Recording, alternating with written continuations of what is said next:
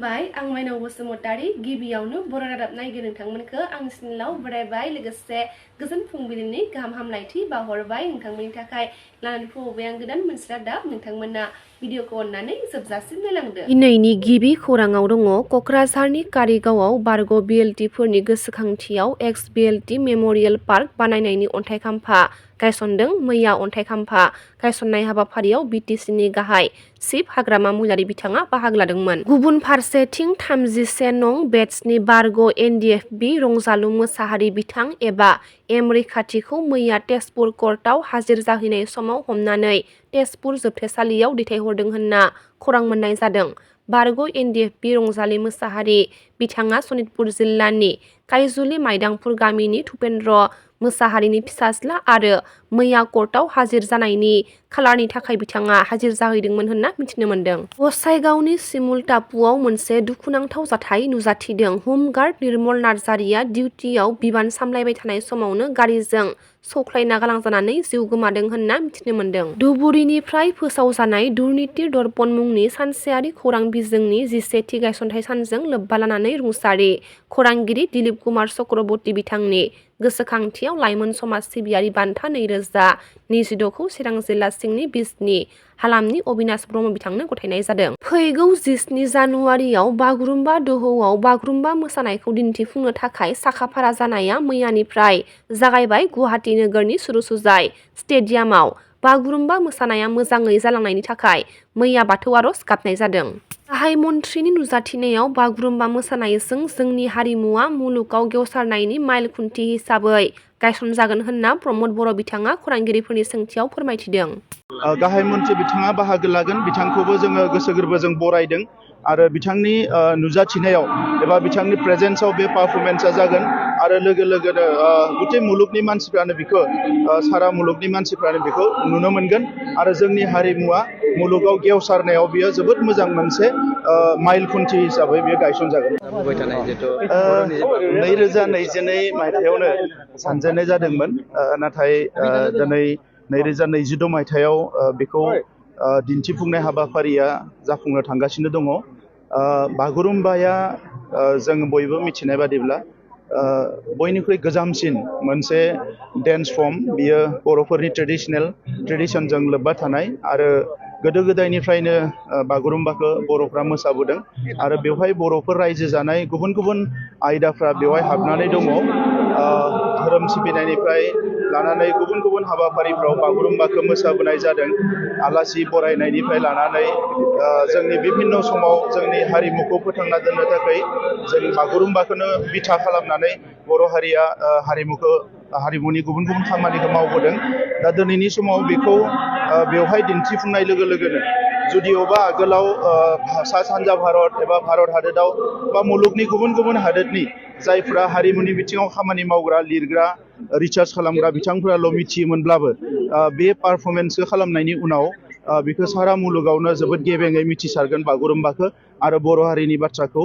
दा नंखायनो बे हाबाफारिखौ मावफुंनायनि थाखाय आसामनि चिफ मिनिस्टार बिथां लोगोसे कालचारेल मिनिस्टार बिथांमोनखौ आं साबायखर बावदों आरो लोगोसे जायफ्रा दिनै हारिमु आफादनिफ्राय जोंहा बाथौ धोरोमारि गौथुमनिफ्राय लानानै बर' थुनलाइ आफाद, बर' फरायसा आफाद बयबो बेवहाय बाहागो लानानै जाफुंसार होनाय हाबा मावदों, बिथांमोननोबो आं साबायखर बावदों आरो जायफ्रा दिनैनिफ्राय जोबजासे बे मोसानायाव बाहागो लागोन बिथांमोनहा जाहाथे मोजां सावस्रि आरो मोजां गोसो लानानै जोबजासे थानो हायो, बिनि थाखाय बोराइ बाथौ आफा अबंलावरिनि खाथियाव आं आर'ज गाबदों।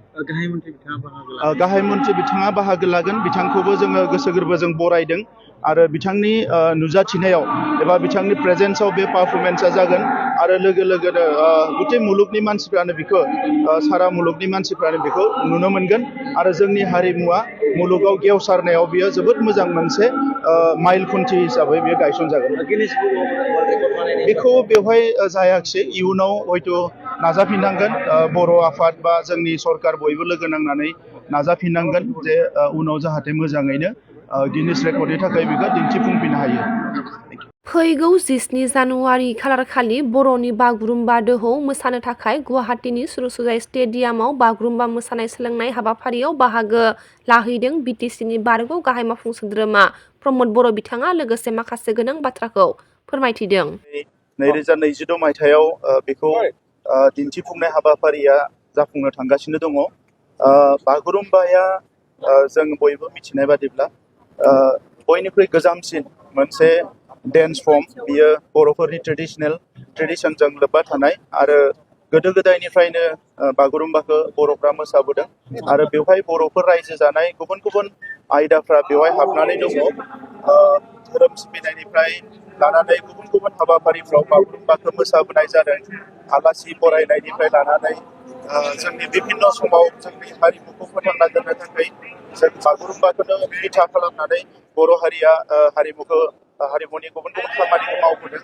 दा दिनैनि समाव बेखौ बेवहाय दिन्थिफुंनाय लोगो लोगोनो जुदिअबा आगोलाव सा सानजा भारत एबा भारत हादोराव बा मुलुगनि गुबुन गुबुन हादोरनि जायफ्रा हारिमुनि बिथिङाव खामानि मावग्रा, लिरग्रा, रिसार्च खालामग्रा बिथांफोराल' मिथियोमोनब्लाबो बे पारफरमेन्सखौ खालामनायनि उनाव बेखौ सारा मुलुगावनो जोबोद गेबेङै मिथिसारगोन बागुरुम्बाखौ आरो बर' हारिनि बाथ्राखौ।